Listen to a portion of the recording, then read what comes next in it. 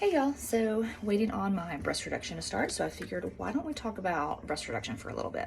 So a couple of things that patients always ask me when we're in the office. So first of all, what happens to the nipple? So how does the nipple get lifted and the tissue get taken out and the skin get reduced? Like, how does that work?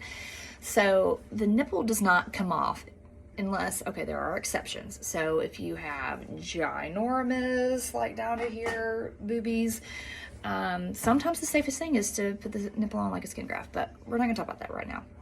In the normal situation, in a moderately large breast, okay, when we do a breast reduction, breasts are lifted and the nipple stays on what's called a pedicle or underlying tissue, okay? I remove the skin, just the skin, and leave all, the underlying tissue that carries the blood supply to the nipple, okay? My preferred technique is a superior medial pedicle, meaning I take tissue from this portion of the breast. The blood supply comes from perforators from up here, okay? They come around the sternum, down the breast tissue, and supply the nipple with blood, okay?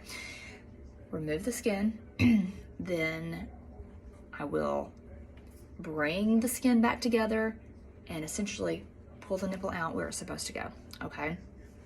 All this magic happens in the OR with a lot of what we call tailor tacking, stapling, situ up 90 degrees.